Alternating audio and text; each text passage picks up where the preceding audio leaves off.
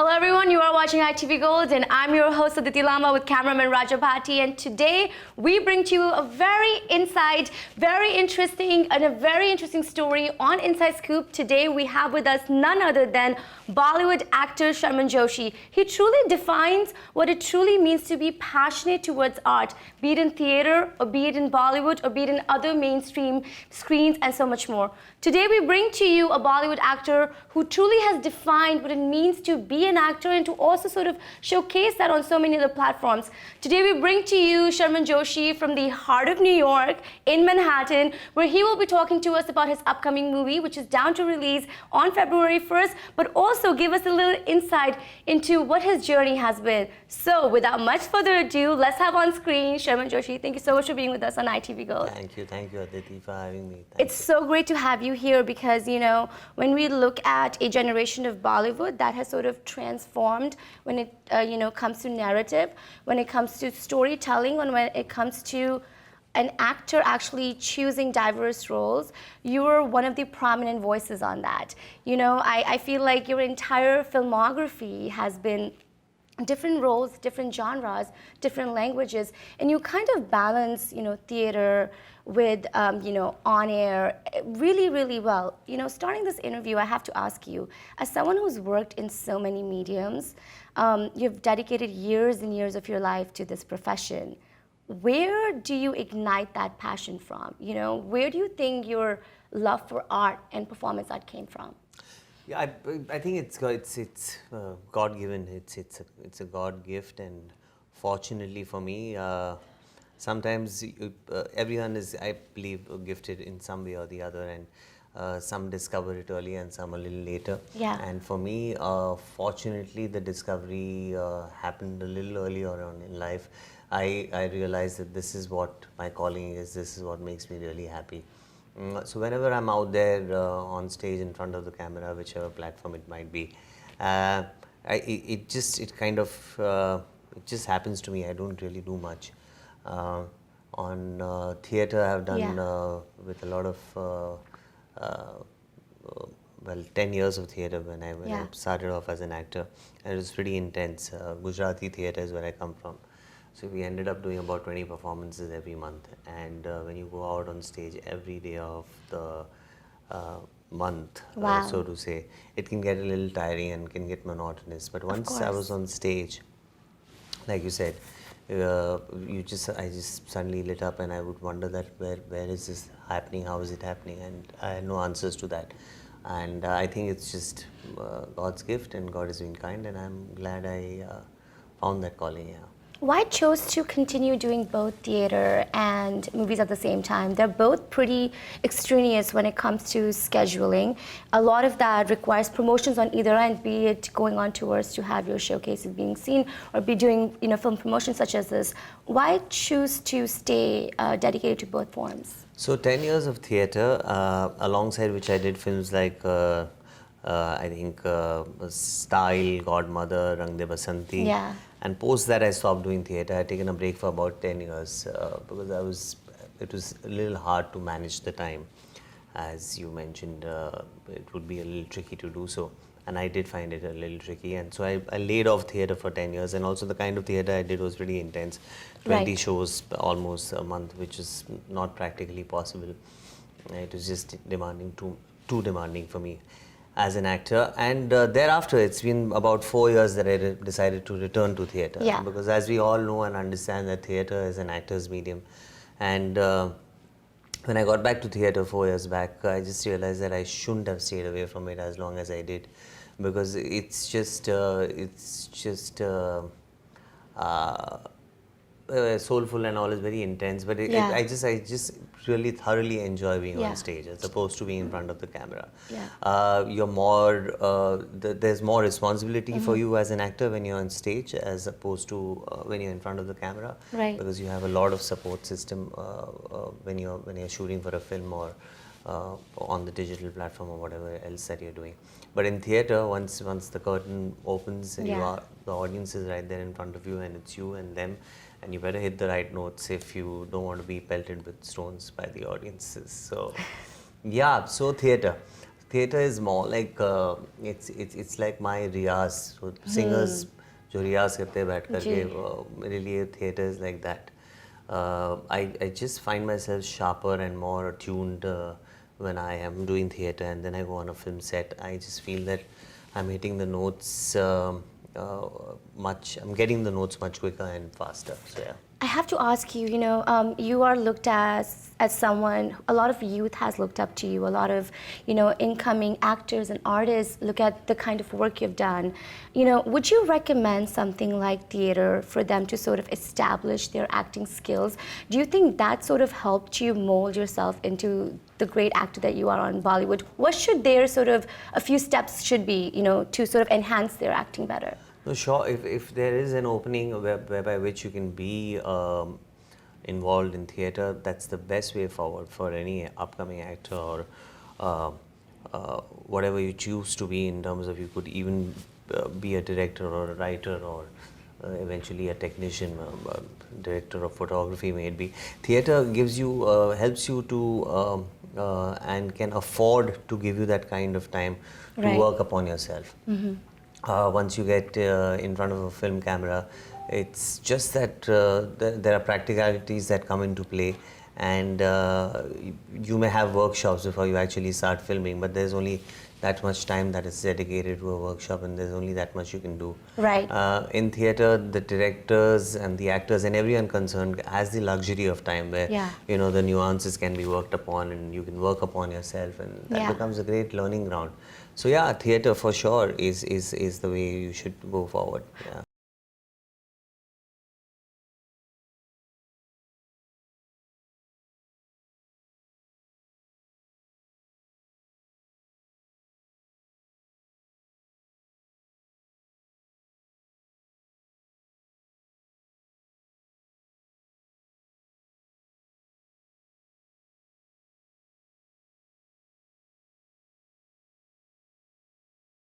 Well, a lot about theater, but I kind of want to bring our audiences back into movies. As I said, your filmography, and all of the movies you've done. If I was to name an actor who's been diverse and very bold in his choices, I have to say it's you. Be it from your earlier days to when you did very heart, touching stories that you've done throughout your career.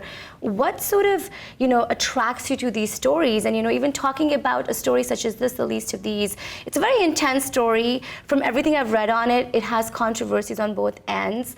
Your role is very intense. The trailer is the 2-minute trailer is it's shocking. In the end, I was just like, whoa, what just happened? What goes into this? What attracts you to really go into these different roles? It's all about intuition. It's your instincts actually that come into play. There's no right or wrong. That's the beauty of art. It's very cannot be subjective. Some piece of work might appeal to an individual and might not appeal to another. So there is no such definite rule by which I pick on the scripts that I do or the roles that I choose to play. I have to instantly fall in love with that script and with the character that I've been offered to play. I don't usually give it a second read. If it works for me in the first read, then I kind of instantly get things going, and hopefully it all falls into place. But if it has to be a second reading, then invariably it's a film that I don't end up doing. Talking about Least of These, Graham Sane's story in the 1990s when this incident happened, the whole nation kind of was shaken by the fall of events, and everyone was moved by what happened. But it was fairly tragic, rather deeply tragic. Yes. And I was aware of the story through the reports of the newspapers, and did not know it in detail, of course, till I read the screenplay of Least of These, which was offered to me by Anish Daniel, the director of the film, producer also, and Andrew has written the script. They sent me the script, I read it, and I found the script very compelling. I found it a human drama. This incident happened to take place in India 30 years back. it's still relevant because incidents such as these, extremism of any kind, Yes. coming from religion, faith, or whatever it is, happens even now, and it could happen here in America, or it could Agreed. happen any other part of the world. Uh, uh, that is one aspect of it, but for me, more so, the Graham Stain story was something which really moved me, and I thought it was a story worth being a part of, and the role that I was offered was very exciting and Yes. interesting. Manav is a journalist. Through his eyes, you see the journey of Graham Staines. Right. And as the journey of Graham Staines is unveiled to Manav, so it is to the audience. And there's a change of heart in Manav, Yeah. and then he has a lot of respect for the work that Graham Staines has been doing. So it's various shades that I get to portray in the 2-hour journey of the film, and it was very challenging and exciting for me as an actor. You like challenges, right? The Yeah, roles that that's sort of got to like be, push the envelope a yeah, little bit. Yeah. It's got to be a little risky in its nature. At the same time, these are calculated risks, and it is a commercial business. Yeah. So there is money attached. You're hoping that the producer makes the money. Right. That he's put in, he recovers sure, that money for because sure. it's important, so that he Yes. can make further films and people such as me get work in the future. So, well, yeah, but yeah, the stuff has to be interesting, exciting. It has to be out of the box for me, because that kind of chugs me along. But whatever works for each individual, I guess. Sure, we are talking about the movie a little bit. I have to ask you, the entire movie is primarily in English, and I really urge our viewers to go watch the promo. It's very interesting. And if you're like me, you'll end up Google researching exactly what the movie is about as well right after that. We're talking about the movie. It's English-based. The release is happening literally a month earlier in the United States, 400 screens across. We're going to hope a lot of audience in New York City. What has been the strategy behind it? And do you think it's very important for the Indian American community to sort of connect more since the movie is based in English? Yeah, I would think so. And well, I think the kind of subject matter it is that it is for the world audience. Right. Whichever caste, culture, creed, color you may belong to. I think it's a human drama, and anyone could connect with it. It's in English, yes. Right. It's being subtitled, and eventually we'll have a release across the world in various languages in the dubbed version or in the subtitled version of it. As far as strategies are concerned, I'm not quite sure, because that I've left to the producers. They've chosen to, it was meant to always be released first here in America and thereafter taken forward. I think they are hoping to have a release in India sometime in March, and then further on in Australia and Africa and so on. Yeah, well, they could have a simultaneous worldwide release. They can do it the way they are doing it right now. Right. It all works actually. Yeah. Eventually, a good film is going to reach out to the audiences whichever way you put it forward. Yeah, and I've noticed that a lot of Indian movies recently in the last couple of years have sort of transformed into adding more English into their languages, sort of appealing to a higher audience. I think that sort of has helped sort of branch out for the actors as well. Would you agree with that? Here in Yeah. America, yeah, yes. So this story, considering it's based in India, Right. and the journalist had to be an Indian, Yeah. and I guess so I was suited for the part, and it fell into place. And yes, crossover cinema is kind of working. It has its appeal, it has its audience, and it's good, exciting times for creative people involved, because that way you get to, be part of subjects and kind of cross-culture Right. kind of cinema and content to deal with. which is great, yeah. Of course, we are coming to a close of the interview, so I just have like 2 more questions for you. We've talked a bit about, how the industry has been for you and your journey. Besides this particular role, which obviously is very close to you right now, it's a very interesting story. What are some of the roles or some of the stories that have sort of stayed with you over the years? You've done so many movies. You've done some of the most remarkable Bollywood movies that currently exist that sort of appeal to even, millennials, to people of all ages. What are some of the roles that still stick to you? Or stay with you? Yeah, Three Idiots undoubtedly. That's been a path-breaking film.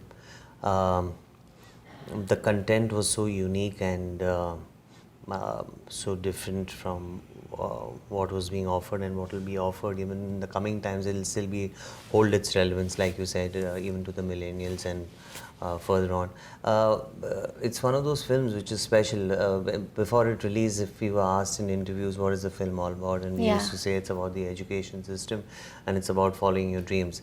It sounds very abstract, and one would imagine, wonder how is that going to be a commercial film, so to say. How is it going to be entertaining? And then Mr. Hirani and Abhijat write a script in such a fashion that you talk about the education system in India in such an entertaining manner, and with the laughs you also make the audiences convey to the audiences the way the education system is designed in India and what changes it needs, and also about following your dreams, which is again so abstract. How do you inspire someone to follow their dreams? And they brought it so beautifully together in that script. I thought it was amazing, and that's why it's one of those special films. So Three Idiots, Yeah, and that scene of yours, I think my parents watched it and my dad was like, I'm so sorry if I have ever pressured you to doing something conventional, because I would never want to see kids attempt to do that. And I'm like, Dad, there are kids that do this. Yeah. Like, this is a true story. Like, he survived in the movie, but there are kids that don't. That's true.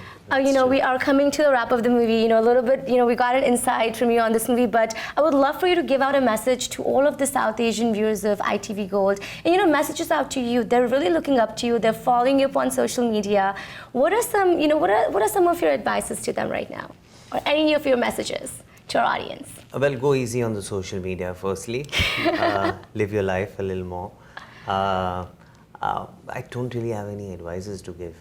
If you'll notice me, I'm there on social media, but that's just because of the compulsions of the profession that I'm in. If I had it my way, I would hardly be around. But I understand the excitement and the fun of it, but after a point, I just feel it gets way too much, where people are just losing out on the real moments, true. and just busy capturing it on their phones, and you just don't lose the joy of the moment. But no advices. Having said that, I did give you some advice. Just do your own thing, and whatever works for you, works for you. No judging that. What are you looking forward to 2019? 2019. I have a couple of films that I worked on. One is this, of course. And there's this film called Mission Mangal, which is being produced by Mr. Akshay Kumar and R. Balki. Wow. It's about India's mission to Mars, the 4th country in the world to have achieved successfully launching a satellite to Mars, and the first country to do so in the first attempt. Wow. So the film is about that, and I have my debuting on digital platforms, so to say. Alt Balaji is the platform, and I'm doing my first family drama on that platform. It's called Barish.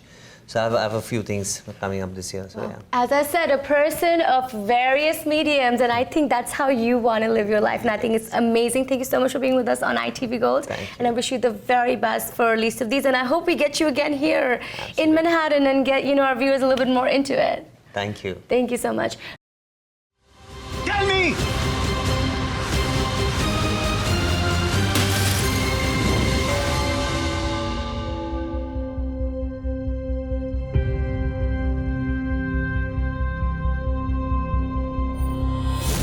Leprosy is the veil behind which Staines operates. The tool he uses. You Bring me evidence of illegal conversion. I'll give you a permanent position. One day I'll find the proof of him converting the tribals. Who is he? Stains. The law states that no person shall convert or attempt to convert any person from one religious faith to another. And yet not one missionary has been charged. We can't make any mistakes. They have this law for a reason. I know. We must pray. Farmers are leaving their lands and families. But do the missionaries ever get the blame for this? Actually, this sends out a good message. Teaches the Christians a lesson. What does expendability mean? And that's when you do something and some people think it doesn't matter. Write about the work, not about me. Leave my children out of it. Tell me! You can still write the truth. What is the truth? The Bible says God created us from the dust of the earth. Dust for dust. Seek, and ye shall find. You were talking about the truth, weren't you? So fear, unfounded fear, prevents the people from doing good.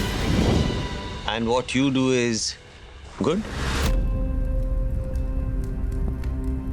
What did he give you to convert? You want the truth? Truth always seems to cost something.